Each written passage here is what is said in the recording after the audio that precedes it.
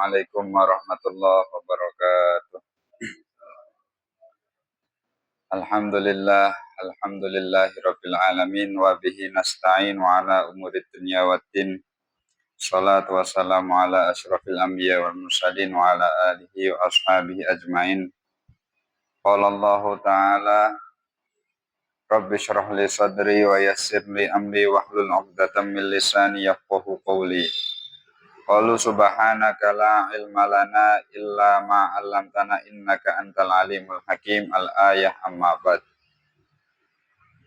Ulama anal kiram wa habaibun al-afadil al-akhas sahibal fadil wal karamah, kepada segenap jamaah Masjid Al-Mahdi, sembari kita menunggu datangnya waktu berbuka puasa, bersama-sama kita niatkan, kita hadirkan dalam hati untuk mengisi kegiatan bulan Ramadan ini dengan kegiatan-kegiatan yang bermanfaat. Salah satunya adalah dengan mengaji. Karena segala amal kebaikan yang ada di bulan Ramadan ini akan dilipat gandakan. Demikian pula adalah perbuatan-perbuatan dosa juga akan digandakan. Yang pertama dan yang paling utama, marilah kita tingkatkan puja dan puji syukur kita kehadirat Allah Subhanahu wa Ta'ala, karena berkat taufik, hidayah serta inayahnya kita dapat bermuajahah, berkumpul di majelis, di masjid yang insya Allah penuh dengan keberkahan ini. Kesyukuran kita bersama-sama kita ikrarkan dengan membaca tahmid alhamdulillahirabbil alamin. Shalawat serta salam semoga tetap terlimpah tercurahkan ke pangkuan baginda Nabi Agung Muhammad sallallahu alaihi wasallam,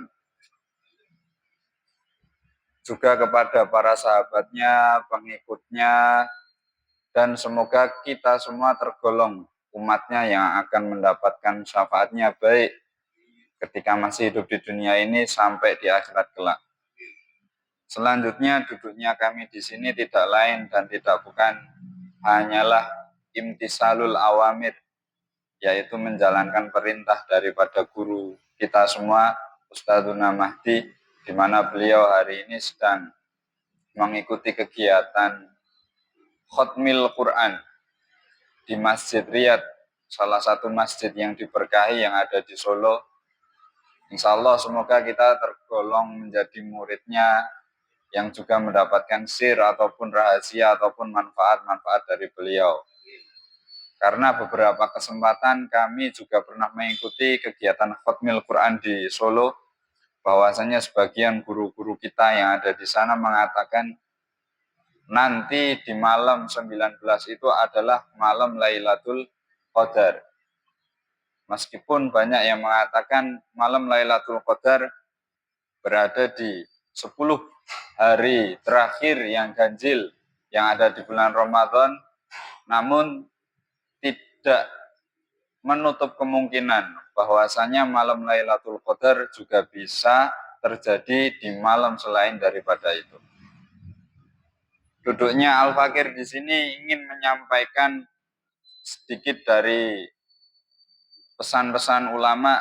Di antaranya mungkin kita sering dengar bahwasanya di bulan Ramadan kita akan dijanjikan dengan pahala yang berlipat ganda. Namun lebih penting daripada itu ada beberapa hal yang perlu kita perhatikan.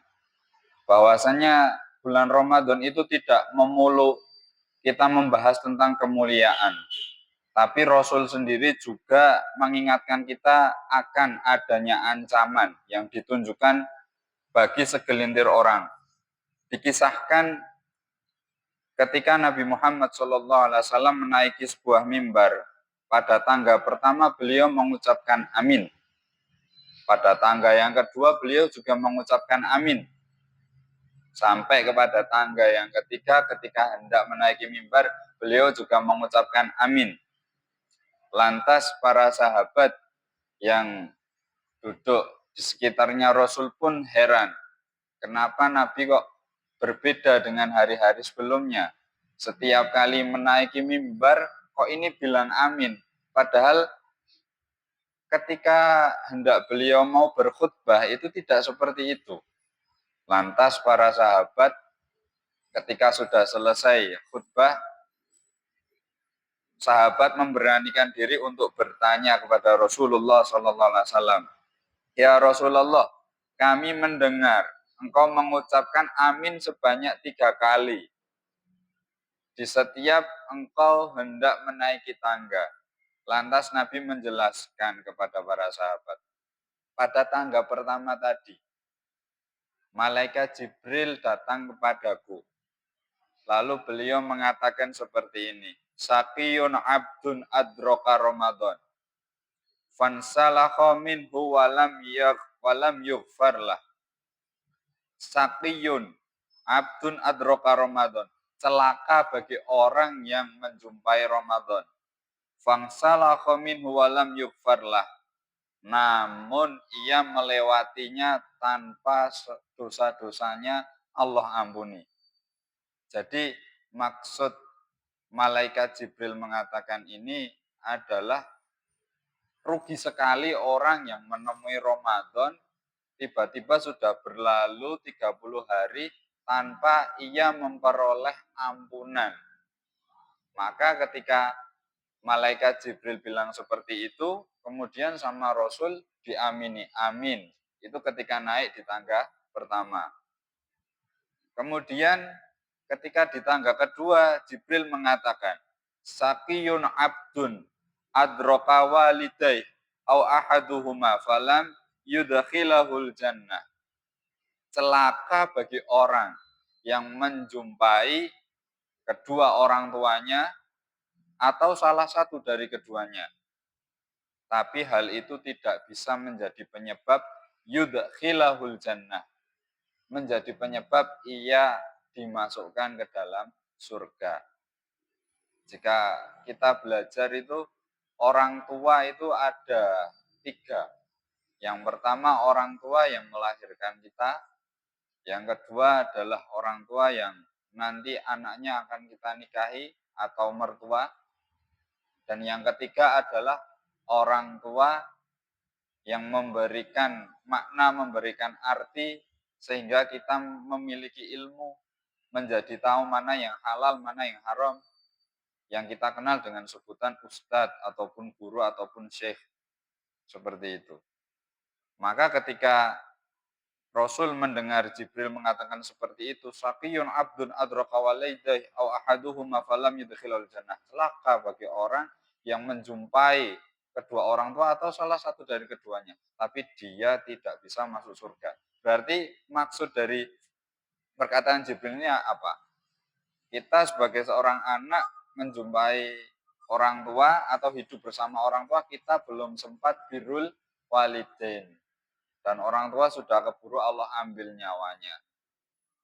Maka Nabi bilang amin ketika malaikat Jibril mengatakan seperti itu.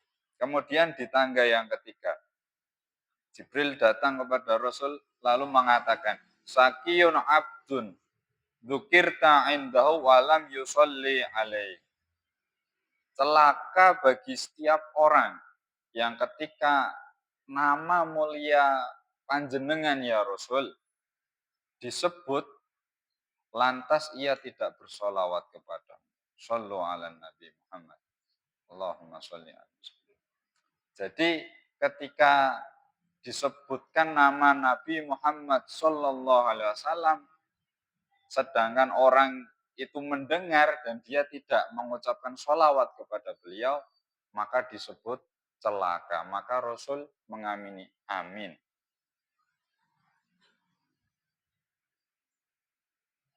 Jadi saya ulangi lagi, di tangga pertama intinya Jibril mengatakan celaka bagi orang yang menjumpai Ramadan tapi ia biarkan berlalu Ramadan tanpa dosa-dosanya diampuni sama Allah Subhanahu wa taala. Di tangga yang kedua, Jibril mengatakan celaka bagi orang yang masih hidup bersama dengan kedua orang tuanya ataupun salah satu darinya, tapi tidak menjadi penyebab ia besok menjadi ahli surga. Dalam arti dia tidak sempat birrul walidain kepada orang tuanya.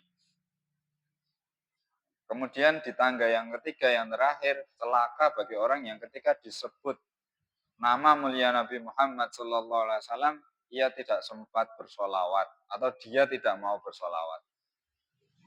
Doa tersebut disampaikan oleh Ruhul Amin, Ruhul Kudus, pimpinannya dari para malaikat dan diaminkan oleh makhluk paling mulia, Rasulullah Shallallahu Alaihi Wasallam, Habibullah. Ketika di sana terpampang nama Allah Subhanahu Wa Taala, pasti akan diiringi nama mulia Nabi Muhammad Shallallahu Alaihi Wasallam. Doa tersebut disampaikan oleh pimpinannya dari para malaikat, diaminkan oleh kekasihnya Allah, Nabi Muhammad Shallallahu Alaihi Wasallam. Kira-kira langsung makbul napa mboten niku? Auto tembus nggih. Sampai ares mungkin itu. Ya. Maka sungguh rugi orang yang beriman yang mana dosanya tidak diampuni oleh Allah Subhanahu wa taala setelah berlalunya Ramadan. Berdasarkan daripada keterangan tersebut, mari kita bersama-sama merenung daripada Ramadan yang semakin kesini itu berlalu begitu cepat sekali. Belum lama kemarin kita di tanggal 1 nggih, setelah ba'da maghrib, kemudian kita sholat isya bersama-sama menunggu di masjid, di musola, pengumuman daripada Kemenak sekarang sudah mau memasuki malam 19. Jadi kalau kata sebagian guru-guru kami, termasuknya Habib Umar bin Husain Asgaf, gurunya Ustadz Mahdi juga, beliau mengatakan zaman itu dari dulu sampai sekarang aslinya sama. Yang membedakan hanyalah orang-orang yang mengisi.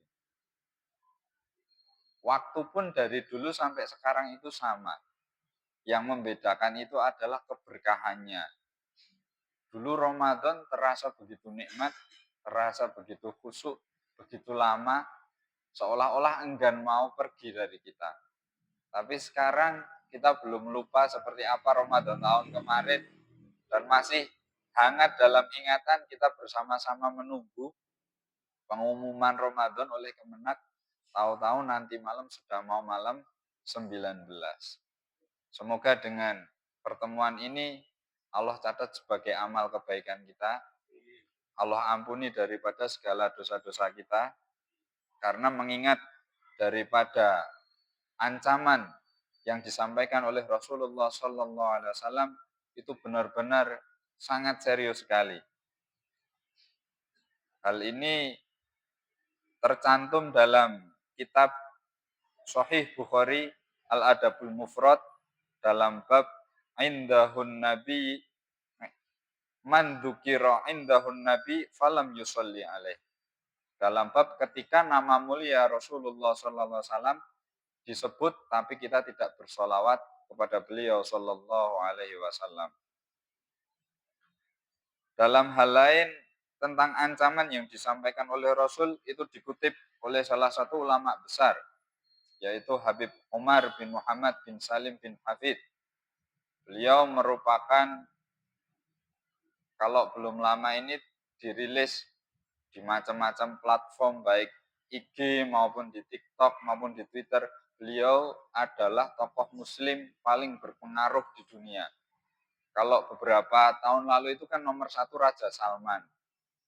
Kemudian ada juga dari tokoh Islam Indonesia, Ketua PBNU, kemudian ada Habib Lutfi. Nah, Habib Umar itu di nomor berapa lah? Di tahun 2 tahun terakhir ini kalau tidak salah beliau di nomor 1.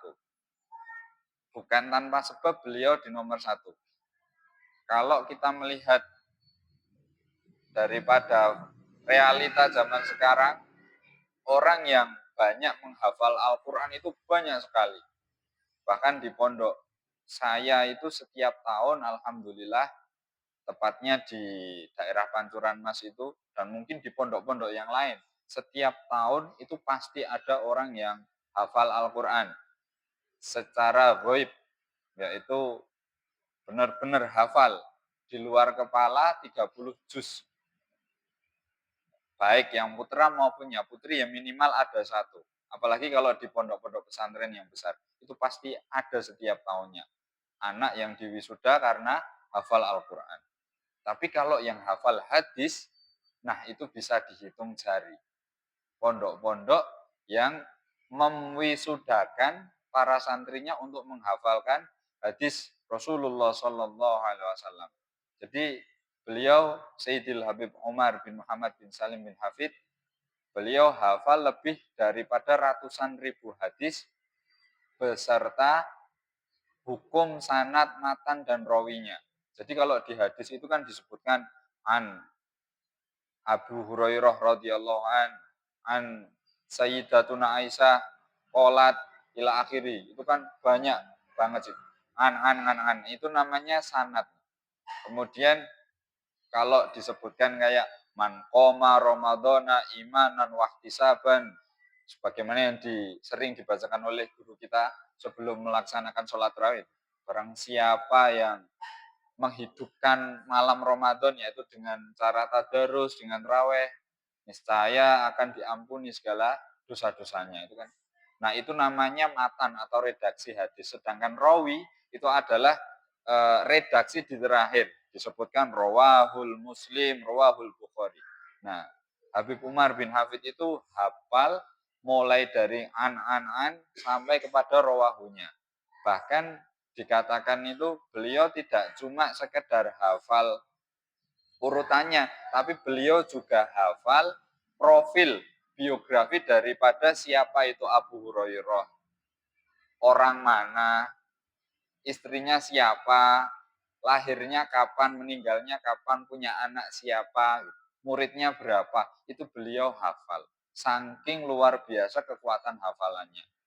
Jadi tidak cuma hafal angannya saja, tidak cuma hafal matan, tidak cuma hafal rawi, tapi juga hafal biografi orang-orang yang berkait dengan sanad dan rawi tersebut. Jadi beliau mengatakan, ingkana saumu asroti ayam wa qiyami asrotu layal la yufiduka karoh adzam fa'alaika antasisiyam wa tusahil qiyam fima baqiya laka minal layal wal ayyam fa innahu in sahhas siyam sahal qiyam karahtal atham wa alimta annaha sabab khizyah wa sabab jalbul syirk wa sabab halak wa sabab waqau'ika fi masaib. Intinya ketika kita sudah berlalu 10 hari yang awal di bulan Ramadan. Kemudian nanti malam insya Allah sudah memasuki malam 19 Ramadan. Dan Alhamdulillah semoga yang di sini puasanya masih rutin. Diterima semua sama Allah. Kemudian terawihnya juga masih rutin. Meskipun katakanlah ada yang sampai kepada sudah 8 rakaat, ada yang balik kanan. Untuk melaksanakan kita husnudzon, mungkin melanjutkan di rumah ataupun juga mungkin cuma sampai segitu. Yang penting kita sudah rutin melaksanakan raweh. Tapi kita masih sulit untuk mohon maaf. Ini juga renungan bagi saya sendiri. Masih rutin untuk melaksanakan maksiat. Sulit untuk menghindari daripada maksiat. Khususnya maksiat mata. Dikatakan oleh beliau juga, Sayyidil Habib Umar bin Hafid. Jadi ada salah satu yang bertanya kepada beliau, wahai Habib, betapa beruntungnya orang-orang yang tinggal di daerahnya jenengan, karena di sana wanita itu sangat terjaga. Keluarnya itu ketika waktu-waktu ibadah. Jadi ketika waktu maghrib, waktu antara maghrib dengan isya ini. Jadi orang-orang sana yang perempuan baru boleh keluar. Jadi bisa dipastikan kalau laki-laki di daerah Hadramaut Yaman itu sulit untuk ketemu dengan perempuan. Dan sangat jarang sekali perempuan menampakkan wujudnya di media sosial seperti itu. Jadi ada seorang pemuda bertanya kepada beliau, iri intinya. Mudah sekali di sana mencari pahala, sedangkan di sini kita mau keluar dari rumah, bahkan nggak usah keluar dari rumah, kita di dalam kamar scroll medsos itu langsung lihat itu yang namanya perempuan seperti itu. Lantas beliau mengatakan, al ajru ala qadri masyaqqah. Pahala itu tergantung daripada tingkat kesulitan. Kalau di sini kita mudah mendapatkan pahala, jenengan yang ada di Indonesia ataupun di tempat tinggal selain daripada Indonesia, jika mampu menahan, maka pahalanya lebih banyak. Jadi beliau mengatakan, melanjutkan daripada 3 ancaman Rasul tadi, apabila, ini saya mengartikan daripada tadi, intinya yang bahasa Arab saya sebutkan tadi, ini intinya saja, apabila kita sudah puasa, sudah tarawih, sudah tadarus, sudah sedekah, tapi kita masih sulit untuk menghindari maksiat, maka nasihat dari beliau, intisari daripada yang beliau tadi sampaikan adalah mumpung masih ada kesempatan di 10 hari terakhir menuju perginya Ramadan, mari kita bersama-sama perbaiki niat, perbaiki ibadah, perbaiki puasa, perbaiki terawih, tadarus yang masih tersisa di 10 hari yang terakhir. Kenapa? Karena itu akan menentukan langkah-langkah kita untuk menemui Ramadan yang akan datang. Itu pesan daripada Sayyidil Habib Umar bin Muhammad bin Salim bin Hafiz. Tentunya bersama-sama sekali lagi kita perbarui niat, kita perbaiki yang masih tersisa di 10 hari yang terakhir. Semoga kita tercatat yang termasuk menjadi ya ayyuhalladzina amanu kutiba alaikumussyam kama kutiba alal ladzina min qablikum la'allakum tattaqun. Wahai orang-orang yang beriman, telah diwajibkan kepada kalian semua berpuasa sebagaimana orang-orang sebelum kita. Kama kutiba alal ladzina min qablikum la'allakum tattaqun. Tidak lain dan tidak bukan diwajibkannya berpuasa adalah agar kita mendapatkan predikat la'allakum tattaqun, menjadi orang-orang yang bertakwa. Itu saja kurang lebihnya yang dapat saya sampaikan.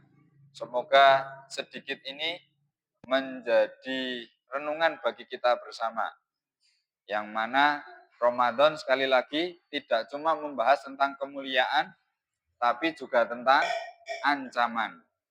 Jadi yang perlu kita ingat sekali lagi adalah ancaman-ancaman yang mana disampaikan oleh Rasul tadi. Sebagai penutup saya ulangi lagi. Jadi Malaikat Jibril menyampaikan pesan yang pertama, sakiyun abdun adroka Ramadan fansalakha minhu walam yughfarlah. Celakalah bagi orang yang menjumpai Ramadan dan melewatinya tanpa dosa-dosanya terampuni. Lantas Rasul bilang amin. Kemudian pesan yang kedua dari Jibril, sakiyun abdun adroka walideh au ahaduhuma falam yudhakhilahul jannah. Celaka bagi orang yang hidup bersama dengan orang tuanya atau salah satu di antara keduanya. Lantas hal itu tidak bisa menjadi penyebab ia dimasukkan ke dalam surga. Dalam arti apa? Semasa hidup bersama orang tua ataupun orang tua sudah meninggal, dia tidak pernah birrul walidain kepada orang tua. Pesan yang terakhir daripada malaikat Jibril, sakiyun abdun dzukirta indah walam yusolli alaih. Celaka bagi orang yang ketika nama mulia engkau ya Rasulullah disebut, tapi dia tidak bersolawat kepadamu. Pesan ini disampaikan oleh pimpinannya para malaikat dan diaminkan oleh kekasihnya Allah Subhanahu wa taala, yaitu Nabi Yuna Muhammad sallallahu alaihi wasallam. Disampaikan oleh pimpinnya para malaikat dan diaminkan oleh kekasihnya Allah. Jadi ini sangat-sangat makbul sekali doanya. Semoga kita terhindar daripada ancaman-ancaman ini dan bisa memperbaiki daripada 10 hari yang terakhir ini. Rabbi fanfa'na bima alam tanah wa alimna ma yanfa'una warzuqna man tanfa'una fid dini wa dunya wal akhirah. Walhamdulillahirabbil alamin. Wassalamualaikum warahmatullahi wabarakatuh.